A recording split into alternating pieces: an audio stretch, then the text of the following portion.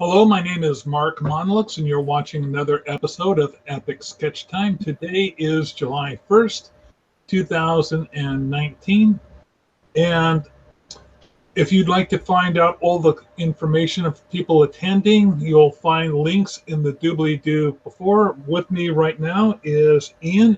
Ian and I were just talking about legal options. I was talking how I was using Legal Shield. Ian, what was the name of this service in your area that you were mentioning that your brother's taking advantage of? Yeah, let me look that up. So I think it's ASU Alumni Law Group.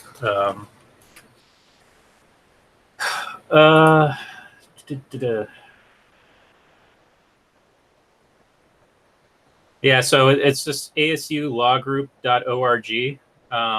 It's a non-for-profit law firm. I haven't used them, so I can't vouch for them, but it's just nice to know these options exist. And I'll give you and anybody else like just a super gold nugget of a legal tip. This is something I still can't believe exists, but Lisa Law Clinic. Okay, so for you guys that are watching and running your own business, if you look in the chat window right now, I am posting a link. So if you visit my website, you'll see that beautiful R surrounded by a circle next to my business name and my logo, because I have registered trademarks. And usually, while you can file your own trademark registration, if that trademark conflicts with anybody else or it gets declined, you're out your filing fee. And depending on like all the levels of business that you're involved with, you could be spending at least $250 on the filing fee, but upwards of $1,000 or more in my case, because I cover so many different business services. And what the Lisa Foundation Patent Law Clinic provides is free legal services to file your trademark. All you pay is the filing fee. They do all the legal stuff, which is researching and dealing with issues and stuff like that. To top it off, it's actually kind of expedited because they're a law clinic, and so they get faster service than were you to go through traditional channels or by yourself. So for anybody that doesn't have like a registered trademark for their business name, or they have a logo that they haven't registered, I mean, really, it's legal protection that's very important to get. Here's an option that you can do with free legal advice. And yeah, students are doing it, but they have a professor who's overseeing everything. So it's really, I have nothing but great things to say about it. And I love kind of keeping it in my pocket. I don't share it all around the place because it feels like one of those kind of cool things. Like it's like that dive restaurant you don't want to get too popular, that kind of thing. Like I don't want everybody else to know it because it's so cool.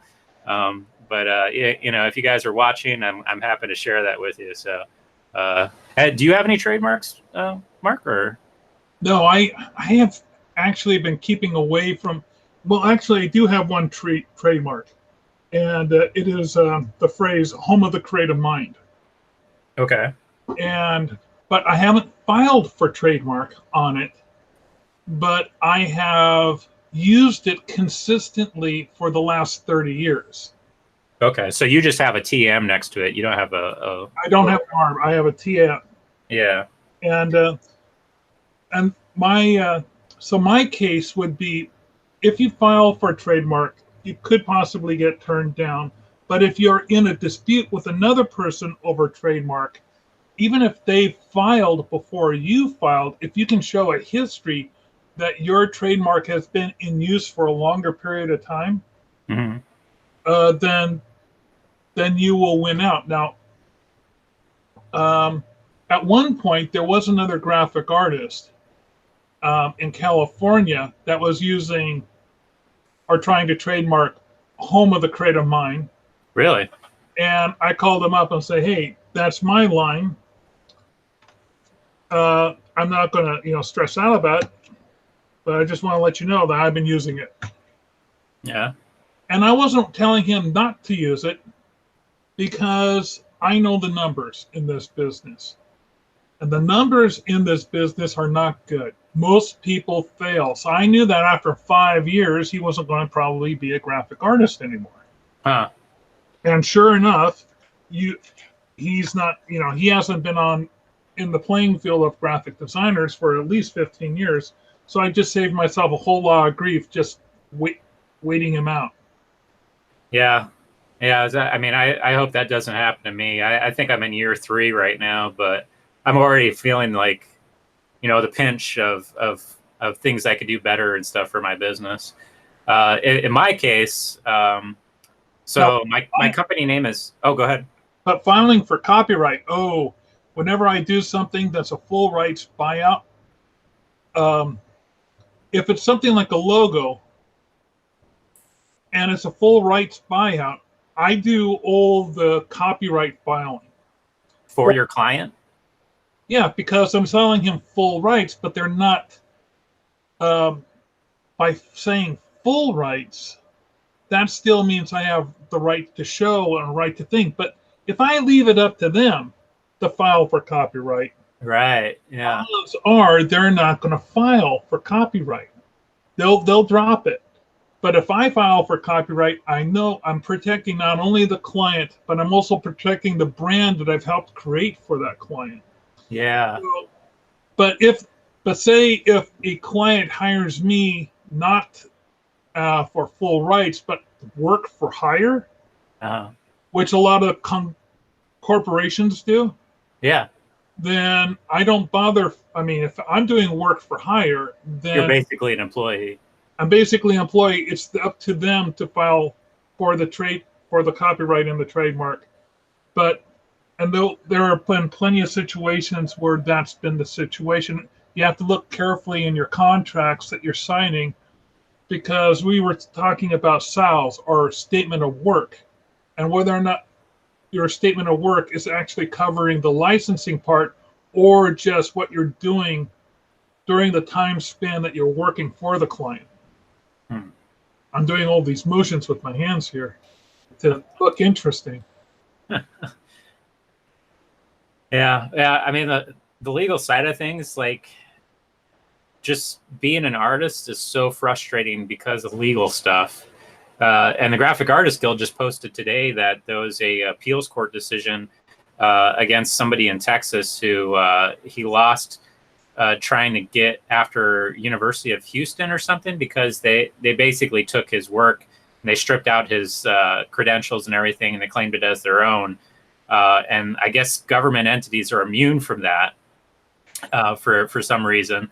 I don't know the specific thing, but he was trying to go after them for something called the keeping clause or something, or the taking clause.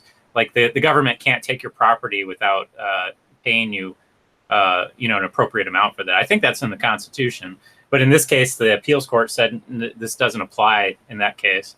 So the walkaway is basically if there's like a university or a government entity that takes your work and decides not to credit you for it or even pay you for it, they can get away with it. And it's just like, really? This is the business I'm in? Well, that also, it depends. We don't know what his contract was looking like. Okay. Did he sign this is why you always have your client sign your contract rather than you sign the client's contract. I mean, yeah. I don't think he was actually working with them. I think they found his video online or his photography online. Oh, really? Because yeah. Oh, that's not good. No, it's not. That sucks. It really does, yeah. And I mean, if you're a member of the guild, like this type of stuff is ongoing. Like there's always something that we're just trying to get, to be better legally for artists. But that outside of that, there's this whole other kind of perspective that seems to be kind of common, where people just don't really, understand the value of artwork and all that stuff. And yeah, I guess what I'm trying to get at is, like, I didn't get into art in order to defend the legal side of art, but I've had to just in order to try to make a success at it, and to understand what it is that I have that's valuable and how I sell my artwork and stuff. And it really sucks. I'd rather just be drawing and painting, but you can't really do that as an artist. You need to know this legal stuff. So. I kind of enjoy the legal stuff. Oh, you do? Well, part of it is the whole being a salesman and promoting yourself. And one of the ways you can promote yourself, you see, I look at it, I don't see it as defending myself. I changed my mindset on how I look at contracts. I see a contract as a useful tool. Like, I keep using the expression using a blueprint to build a house. There are some things you do in order to streamline things to make things easier. And you would be insane to build a house without a blueprint. So it's insane to go into a project without a contract, and you should just basically know how to do that in a business world. I mean, it's fine if you want to be an artist and give away your stuff, but it used to be that once upon a time you could be an artist and have an art rep, and the art rep dealt with all this. They dealt with finding the clients and negotiating the contracts and determining what the license would be. But art reps have fallen by the wayside. There aren't any, well, I wouldn't say there aren't any out there, but there are much fewer out there than there used to be. I had a wonderful art rep named Susan Trimpe for a number of years. Oh, I was going to share my screen. Where is it? Here we go. So what are you working on today, Ian?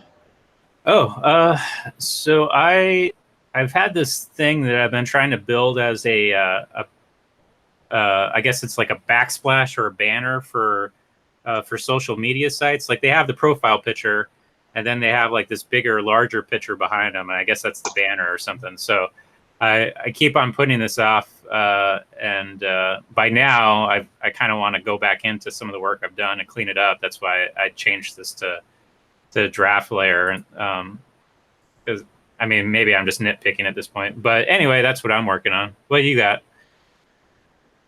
Let's see. I am working on. This is an alien from They Live. And I originally did one version that just had the red without the blue veins in it. But when I shrunk it down to, this is going to be a design for an enamel pin. But when I shrunk it down to that side, these blue lines looked a little too cluttery. I do want to have lines in there because there are some lines for the red muscle. I just need a little bit more detail in there. So I'm going to take out, let's see, I wonder if I can find the original version of this. The original version also looked too flat. Let me find that. Oh, that's my flying saucer pin.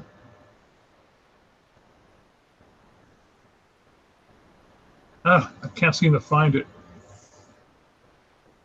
No worries. It kind of looks like a what is it? Day of the Dead kind of. Have you never seen They Live? If I have, I can't remember it. When did it come out? In the 80s. Really? Huh. Oh, it's a fairly influential film. It's sort of like you're wearing these sunglasses, and if you wear these sunglasses, you can see all the advertising and magazines have subliminal messages underneath them, like obey. And you can also see that some people aren't really people, but these aliens, and they're basically the 1%. Huh. And they've taken over the world a long time ago. We just haven't noticed it because they've done it through subliminal messaging and advertising. John Carpenter film, 1988. I honestly don't think I've ever seen this. Oh, with Roddy Piper. No kidding. Yeah. Oh wow, I'm seeing a still from the movie, so yeah, I can definitely see where you're getting your pen. That's creepy as hell. Oh, and it's a particularly good movie. Matter of fact, there's a fight scene in this movie where our hero is trying to get another guy to put on the glasses so he could see, and the other guy's refusing.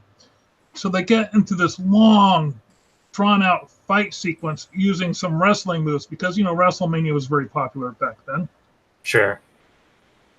That fight sequence was later homaged in South Park. There's a scene called the Cripple Fight where Kenny and let's see, there's Kenny in the wheelchair, and who's the other one? The one that's the one who wants to be a stand-up comedian. Oh, I don't watch enough South Park to know. Anyway, so these two cripples do get into this big, nasty fight, and it's basically the same fight scene from They Live, done shot per shot, scene per scene. And wow. It's hilarious. Also, have you ever heard the phrase, I came here to kick ass and chew bubble gum, and I'm fresh out of bubble gum? Yes, I have. Yeah. That's where this movie is where that came from. Really? Well, that just sold it. I think I need to add that to my. Yeah, because that's a really popular phrase. Was that like a Rowdy Roddy Piper line or something? It was a Rowdy Roddy Piper line. Nice.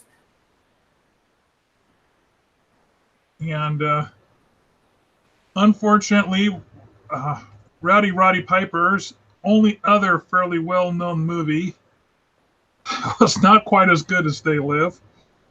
Hell Goes to Frogtown.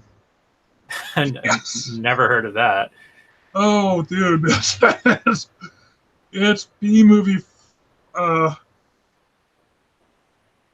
It's sort of like late 80s grindhouse B-movie fare, and it's hilarious, but it's nowhere near the same quality. But it's also it's if you're into some wonderful cult fun movies, then you can definitely check it out. But I would check out They Live first because the quality level is superior. Yeah, it sounds fun. I gotta. It's just crazy how easy it is to just watch a movie now. Like all I have to do is click 2 buttons and I'm watching it. Rowdy Roddy Piper or They Live? They Live. Yeah, it's $10 on Amazon Prime, but that's all I have to do is pay $10 and click a couple buttons. You see, I can't watch a movie and work at the same time. I have to have the sound going. I gotta watch the scenes. Oh yeah, I wouldn't watch it while I'm working. The most I do is audiobooks, and sometimes I can't even listen to audiobooks. Like hearing like dialogue and stuff, it kind of takes over my mind, and I can't allow myself to think. If I'm just doing like going over lines or something like inking or coloring, I could totally do it forever. But the second you start talking, I can't focus for some reason. Yeah, I'm the same way with music. It has to be music that doesn't have any words in it. Yeah. So I listen to a lot of new age and electronica type sounding music when I'm working. Sure. Yeah. Classical music. But if I'm doing coloring or stuff like this where I'm just going in messing with lines but I've got the basic form down, I love listening to old time radio shows. And everything. Well, how many old time radio shows do you know of? Wow, old time radio shows. Or I think the only radio show I've actually ever listened to was the BBC Lord of the Rings broadcast, which is really good, but it's. It wasn't the American Mercury Playhouse version of it with Orson Welles? No, it was the BBC one. the only thing about that is like I kind of have this thing where if I'm listening to an abridged version of something, it just kind of ticks me off, and I'm like, I feel like I'm not getting the full experience. So I was listening to that forever, thinking I was getting like the full Lord of the Rings, and then I realized that it kind of skips over some parts and it does some editing. So I had to find the audio book, and sure enough, they actually like change things and stuff too. But for what it's worth, it was a fun listen. Like I definitely listened to that a lot. I can't really think of any other radio like radio drama, something like that. Like I don't think I Old time mystery shows like Suspense or Johnny Dollar, or let's see, there was a whole series of them with female protagonists. Um, there was The Shadow from the 30s. Then there's a whole bunch of comedy shows like Our Miss Brooks, The Life of Riley. Um, Our Miss Brooks is about this high school English teacher. And she's got a love interest, Mr. Boynton, and she's always messing up the life of Mr. Conklin, the school principal.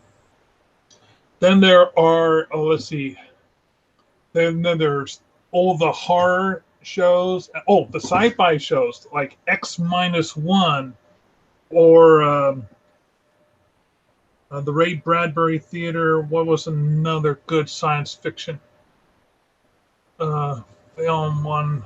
It's 5 o'clock. Oh, and then there were all the westerns out there. Hopalong Cassidy. There was also Superman was a radio show before it was a TV show. Huh. I think the Lone Ranger. The Lone Ranger, sure. Yeah. I think I've heard like the Shadow and the horror and all that stuff, but it would always be like a pop culture reference and something else. Like I've never actually seen any of that. Like what's that man, did you ever watch Star Trek Voyager? Yes. So you know how Harry Kim and I can't remember the other lieutenant, but they would go into the holodeck and they'd pretend to be like in some kind of 1950s sci-fi like thing. Buck Rogers. Yeah, kind of like that. But there was like an actual show, not even Buck Rogers. Like I can't. Hold on, I know what you're talking about. It was called Space Cadet. What, in Voyager? No, I'm talking about. No, there was an actual radio show called Space Cadet. Oh, okay. Yeah, maybe that was it. There was I think there was some like black and white film or TV show or something that I know George Lucas ripped off. But it kind of had like, laser beams and rocket ships and robots and all that stuff. And I think it even had like the original opening scroll that you see in the Star Wars films. Well, there's actually two of them. There's Buck Rogers, and there's also, besides Buck, Flash Gordon. Flash Gordon, that's what I'm thinking of. Yeah. So like I've never seen Flash Gordon, right? And it's just like I know about it just because it's referenced all the time. So it's kind of the same thing when I hear about like the Shadow or the horror or something. It's just like all this stuff in the background that I don't really even know about, but has influenced the stuff that I like watching. To give you an example of an influence that you didn't even know it was out there,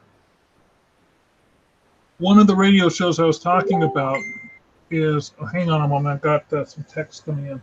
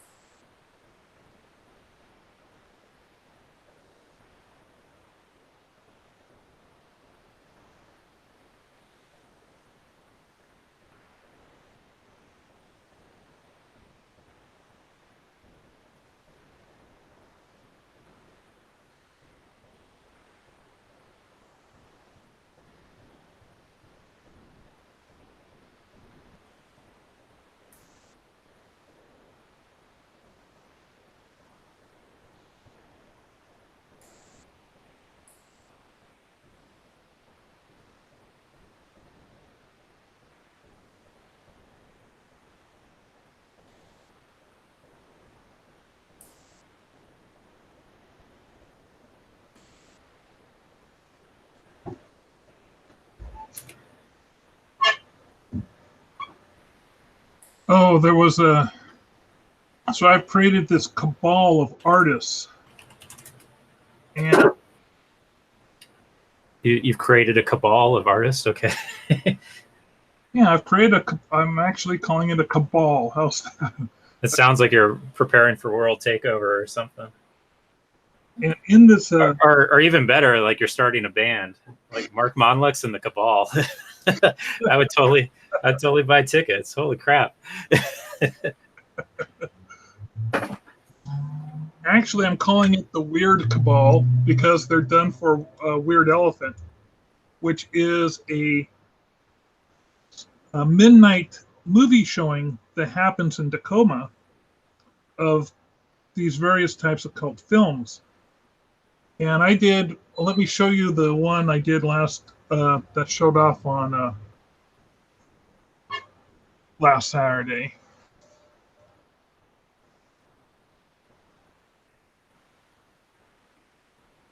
Let's see, where's it?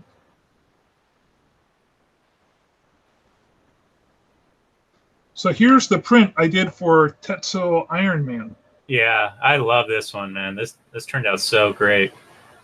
And so I didn't sell a whole lot of prints there, but I did sell some decks of cards as well. And, you know, it's less about making money as it is being involved in the community at this point.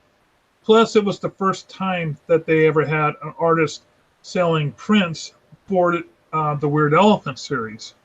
They've had other artists in their little one-offs, and several years ago, when they were doing Grindhouse films, there would be people coming in. But that's been years and years. So I put together about 9 different artists, and we're each doing one movie a week. And so there's the next one up is going to be for a movie called Suburbia, and that'll be this Saturday.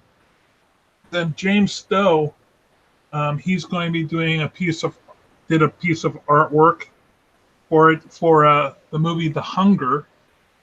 Then a gal named Genevieve Schlemmer is going to be doing one for Priscilla, Queen of the Desert. And then the movie after that one is going to be Rock and Roll High School.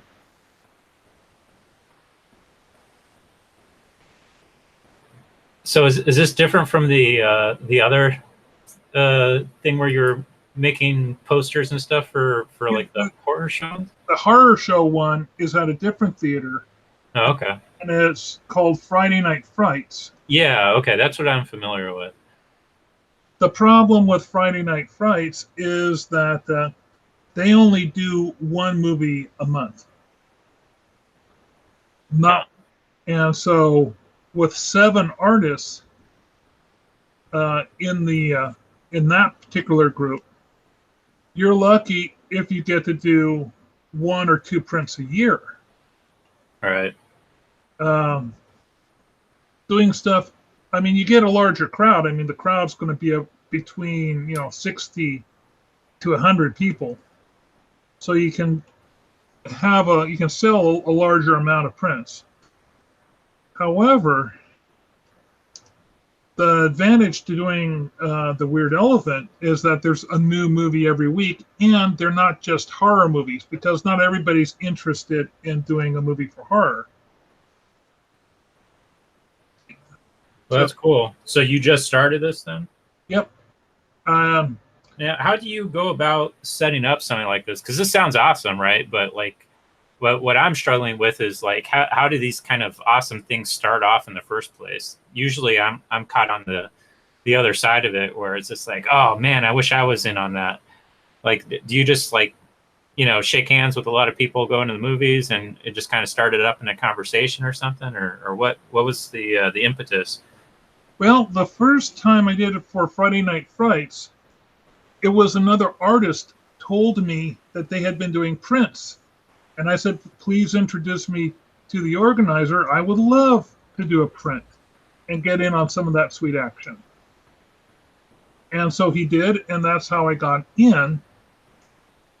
So Friday Night Frights kind of led into this opportunity. So well, it introduced me into the whole process of doing this. Right.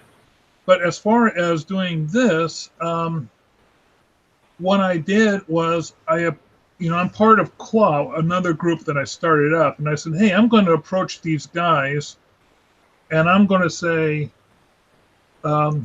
see if they're interested in us doing prints for them, like we've done for Friday Night Frights, because they've heard about, other people have seen these prints, and I know that prints had been done for this movie house before. So basically, I went in there and I asked, who's the organizer for these weekly movies? I mean, hey, and I suggest this for anybody. If you can find someone out there,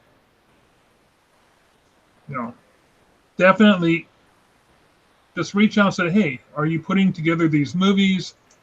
If so, what do you think of this? And I approached them with a scenario that I laid out, and I made sure that everything was above board, and I had this agreement with them because I didn't want it just to be, that's a good idea. Let's kind of do it like this or this, and just have it done verbally, because verbally never works out. So we put together a Google Doc, and for kind of hammered out the details. What we do is the artists are completely responsible for creating the artwork. And since they're completely responsible for creating the artwork, the movie theater has absolutely no say whatsoever in what the artwork looks like. They provide their logo to go on the artwork. They provide the venue where the artwork's going to be sold. But because the artist is covering all the expense of creating the artwork, the artist gets creative freedom. And that was the selling point for the artist, because artists never get that type of creative freedom, Oh, yeah. And I said, you'll get people willing to do artwork for you if only 10 people show up just so that they can do this piece of art how they want to. And once they if you can get understanding with them on that, that's great. Then they allow you to come in, say, an hour before the movie, either set up in front of the stage in the movie or in the lobby, and sell your prints that you bring. And if you do this consistently with a number of artists, you'll get people coming with their wallets open to buy the prints. One of the things, so if anyone's listening to this and want details, I can always put up what our agreement was. Sort of like, how many days ahead of time do you need to have your printed pieces completed? Because that's one of the things you're concerned about with some artists, is they're going to flake out on you and not actually produce anything. Or they'll say, oh, I'm sorry, I messed up with the printer, he didn't come through. So we have a thing where the prints have to be printed 5 days ahead of time. I mean, there were times when I was working with Friday Night Frights where he wasn't giving me the logos 5 days ahead of time. So he hadn't figured out who his sponsors were going to be. So that was a pain in the butt. So I basically used everything I learned from Friday Night Frights to make a really good agreement with the Grand. And they were very happy with the whole concept. Who knows? Maybe if you approach somebody, they'll, how many, specialty theaters are there in your area that do second run films or specialty films? Well, there really isn't that many, and I think I talked about this, I think, last time I was on Epic Sketch Time, but I was thinking about trying to approach Alamo Draft House, because they do that, but they're a national chain, so they're not small, and they probably already have like a setup that they are accustomed to, and they're probably not that open to giving some more of their control away.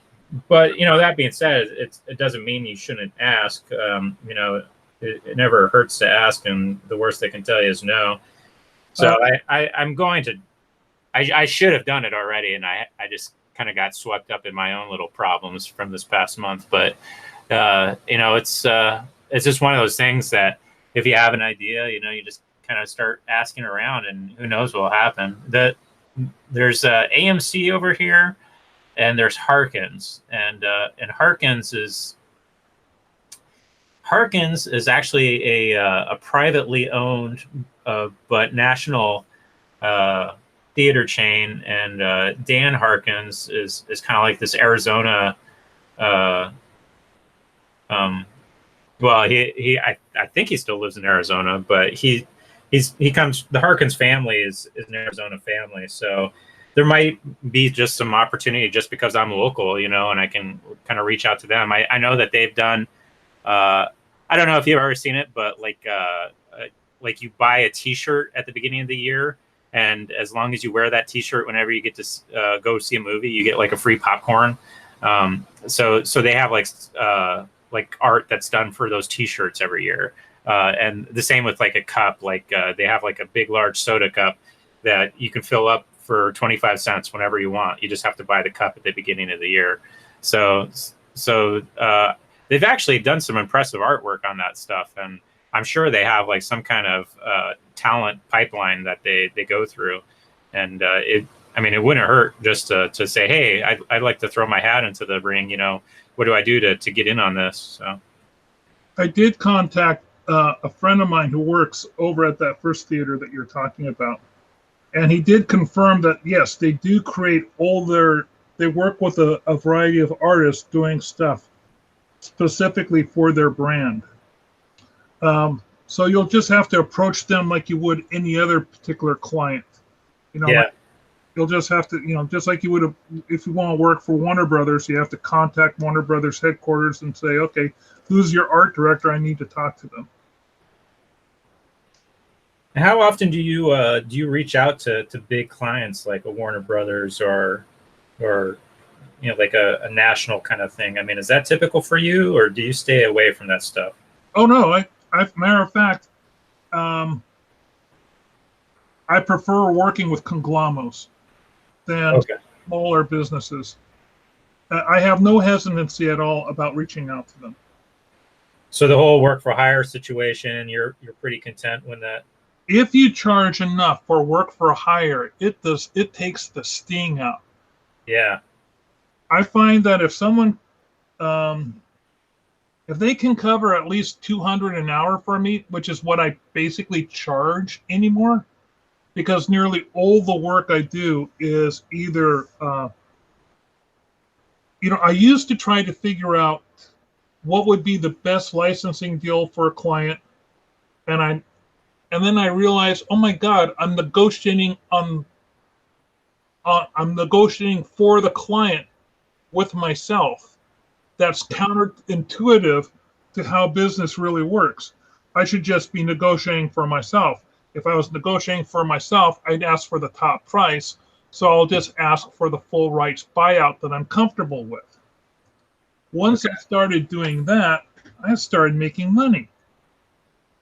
So, and if I go for a long period of time between jobs, I've made enough of a nest egg that I don't sweat it. I prefer working with people who agree to my rates than with people who want, a bargain or a deal. And certainly it's a lot easier to do that with conglomerates than it is with small businesses. But you'll find small businesses, some of them, they will respect your professionalism, and they'll hire you simply because they can relax and know that the job's going to get done. Yeah, I've always kind of had this aversion to work for hire because I kind of felt like like not being able to put stuff on my portfolio was going to hurt me more than anything else. And, you know, that was the most valuable thing. But it's a different story when you actually need to make a living and you're just like, you know, I can either pay the bills or I can have something really nice on my portfolio. What's it going to be? Wait, I kind of wish I could just have my cake and eat it too, you know, like do a work for hire, but hey, it's cool for you to put this stuff on your portfolio. It just doesn't happen that much. Now, the problem is that most people who are working right now, they are giving away their work for a one-time licensing fee amount when they should be charging a work for hire amount.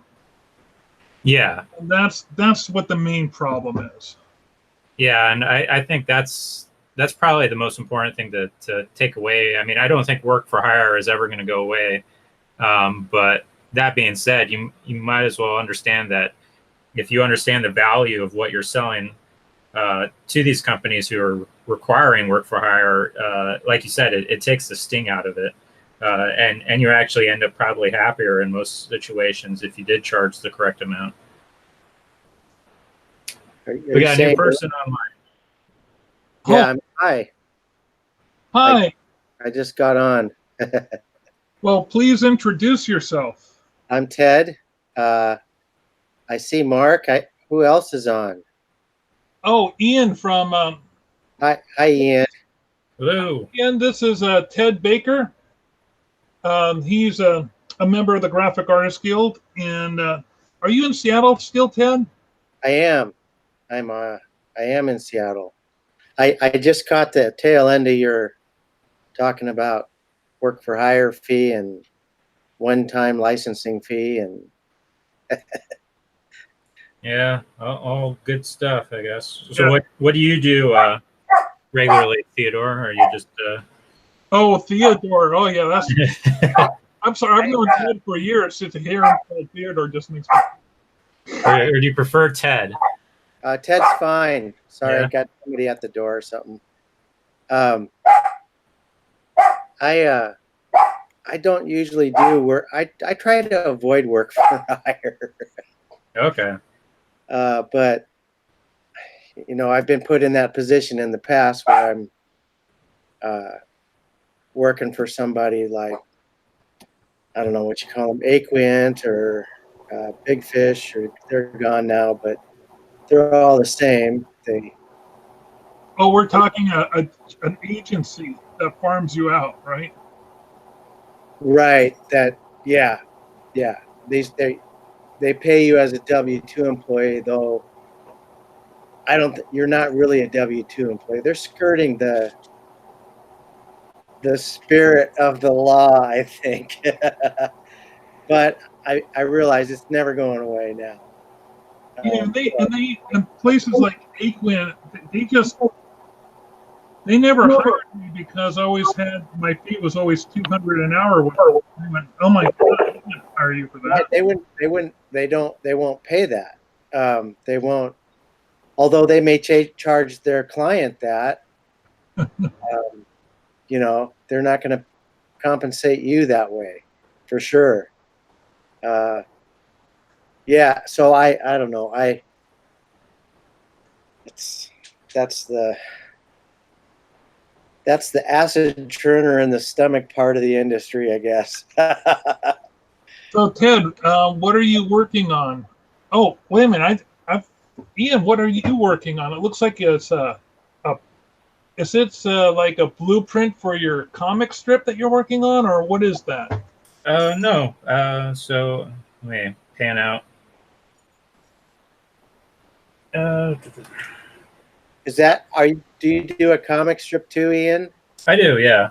That's how you guys know let me each other. Turn off the ruler right now. So I am working on a banner piece for my social media accounts. So there's like an image that goes behind your profile pic on like Twitter and Facebook and all that stuff. And up to now, I just have this photo that I took when I was at an illustration masterclass last year. And I really need something that's a little bit more on brand for me. So what I'm doing is I'm creating my comic character in the style of Norman Rockwell's painting of like a painter in a museum.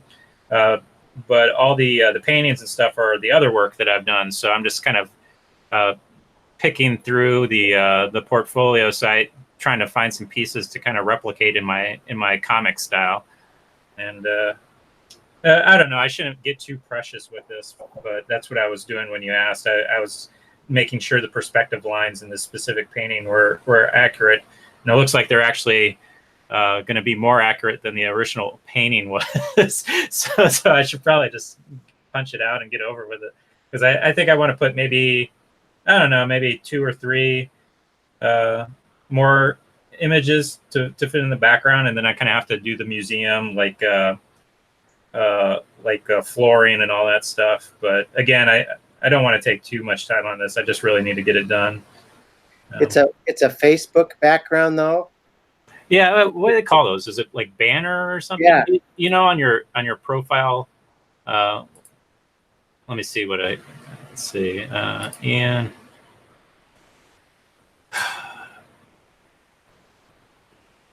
Yeah. And I don't see a picture for it, but Facebook has it. Oh, cover photo. So there's a profile photo and then there's a cover photo. So that's what I'm working on. I want something that's better for the cover photo for my business on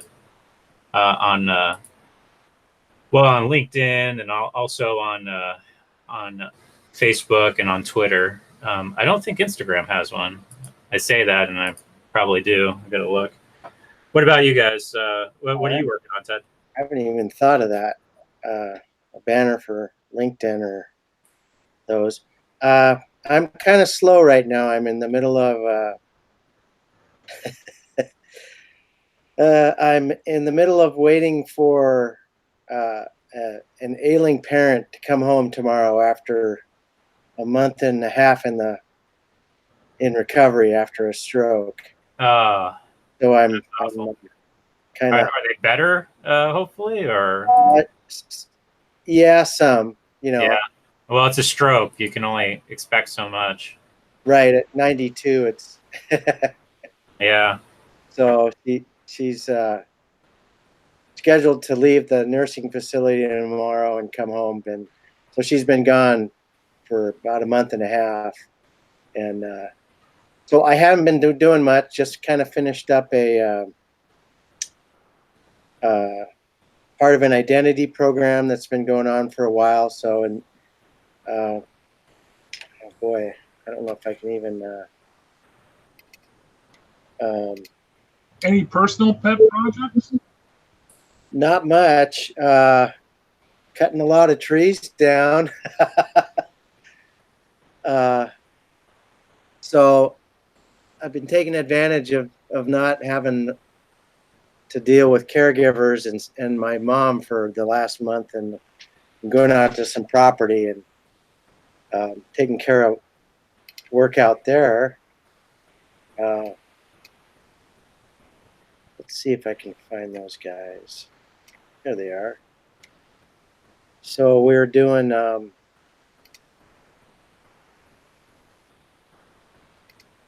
that a good one? Oh, that'll work. Oh no, that's the wrong one. Sorry.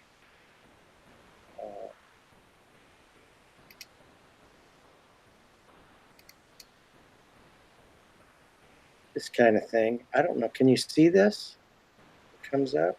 Oh, you have to, no, I just see you. What you need to do, Ted, is kind of wave your mouse over on the left-hand side of your screen where you're, and a little green arrow will pop up, or rather a green box with a white arrow in it. If you do a rollover on it, it'll say screen share, and you click on that, and then you click on the frame or application you want to share. Okay.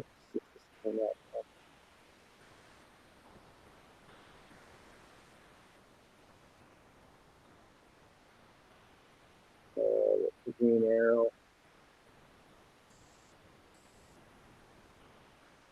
Did that bar on the left-hand side of your screen pop up when you do a rollover over it? Can you see that? Yeah. Okay, so that that's just a kind of a diagram that tells them how to install it. But basically, it's a simple logo with some type, and it's all over their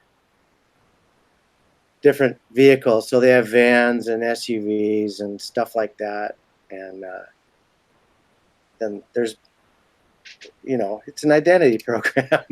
Yeah. It's been going on for a while, so this is kind of the they bought a couple new vans, smaller vans actually. What are those guys? Nissan vans. There we go. There's the Nissans. So they're all kind of the same. Now, do you have to draw those vans out, or do you just find assets online or something? I had both. Usually you can find them, yeah. But, some stuff, usually I find them. It depends on, because they bought a used 2007 van. So sometimes the older stuff's harder to find. But,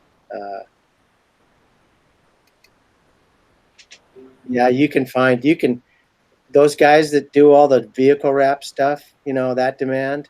Sure. So that stuff's all over now. You can find it really easy. Huh. And that's who this stuff is for, right? It's ultimately the printer that you're preparing this for. Well, yeah, actually, these guys their business is painting and wall covering and paneling and stuff.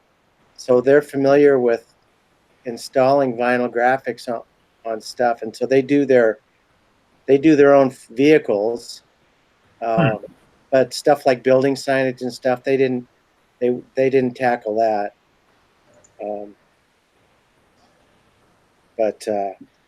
So I actually hand them this and say, here's your guidelines. Right. But basically it's these things install with their adhesive on the back, and you get it positioned and burnish it on and heat gun, and it's good for usually about 5 years. So you can brand your own car. There's a Adobe app, a 3D design app. I can't remember what it's called. Hold on a second. But basically, you could do like quick mock-ups of like coffee cups and tote bags and vehicle wraps and stuff like that. And I've really been itching to try it out. What's that one called? I'm trying to look it up. Hold on a second. Bullocks. I'll find it. Hold on. Professional term, books. Bollocks. British is coming out in me. Let's see. So I have something. Crank up the 3D thing in Illustrator and map it to the little panels anymore. Is that what you're telling me? Okay, so it's called Dimension. Dimension. Okay. Yeah, Adobe. If you're a Creative Cloud subscriber, you have it. And basically, just imagine getting like a 3D model of a van and just slapping the logo on it, and it's like it's quick and it's easy and it's intuitive, and you could just do like quick visual mock-ups, and I'm kind of like what you're doing, but more for the approval side, right? Like what you're doing is for the designer or the printer, so they know exactly where to place it and all that stuff. Right. Right. Yeah. But when it comes to like, oh, here's what your coffee cup is going to look like, or here's some pens that I've mocked up for you to approve, or something like that. Dimension really just it makes it so quick to throw something together. So it has a library of different 3D people. Yeah, it comes with a small library of 3D objects, and then you can always you can go to Adobe Stock and you could find more 3D objects, some for free, but they're fairly cheap. And like say you want to put something on a piano for some reason, like maybe you're working for a rock star or something like that. You can find a piano on the Adobe site and just like it. Oh, just, nice. Yeah. Suddenly you're putting the band's logo on that piano. But yeah, it's so quick and easy, and it's kind of fun to be honest. Like I like doing stuff like that. I mean, it's not my main thing, but just to have that option, when you talk to clients and have those opportunities to really kind of to wow them with something that's cool that normally they would expect like an entire team to develop for you and stuff. It's cool what's out there now. So. Well, guys, it is 5:35, and I hate to mention it, but it's the end of yet another epic sketch time. Oh, I like that weird elephant. Okay. Yeah, you'll have to come back and watch the video so you hear all about that, Ted. You might have been seeing me post some of it on my Facebook page. Real briefly, I saw you went to some. What was the show? You just were at a show. You mean the Where's my dose of more? Or was it the Washington State Summer Con? Or maybe that was it. Real recent. Was that last weekend? Oh no, this last weekend it was just Weird Elephant, where it was just me inside a theater lobby. Oh, what was that? Just all by yourself? Quick rehash of what happened earlier in this episode. I put together a cabal of artists to do a series of prints for our local theater, where they do these old, strange movies from 30 years ago. And they, like, some movies that they've shown in the past have been like Run, Lola, Run. And so the movies that are coming up in the future are Tetsuo, or rather, I just did Tetsuo Iron Man. They're going to be showing Suburbia next week. The week after that's going to be Priscilla, Queen of the Desert. The week after that is going to be The Hunger. And the week after that is going to be Rock and Roll High School. And then I don't know if they have anything else lined up for Weird Elephant, but I believe, actually I can't announce this other one that they're doing because they haven't announced it yet. Yeah. But yeah, so that each artist can, there's 9 of us in the group, so statistically there's a chance of someone doing a print once a month or at least every other month. The thing is, not all artists are going to be available on all weekends or there that particular weekend, and maybe some artists aren't interested in. Like, I know nobody else was going to touch Tetsuo Iron Man. But I knew that my style would be perfect for that. I know that movie. What is that movie? Tetsuo Iron Man? Tetsuo Iron Man. Yeah, it's came out 30 years ago in Japan. Let me show that on the screen. Oh, okay. That's. Hey guys, I need to take off, but it was a good show today, so I'll see you next time, hopefully. Yeah, nice to meet you, Ian. All right, take care, everybody. Anyway, Ted, I'll post this this video later, and you can hear me and Ian talking about this. Anyway, I've got to go too. I'll talk to you soon. Okay. Yeah. Thanks. Good to see you. Okay. Bye, see you next Monday if you come back to this. I try to. Yeah, I seem to miss these. I come at 7. It just timed out right. It's good to see you again, sir. I'll talk to you later. Yeah, see ya. Bye.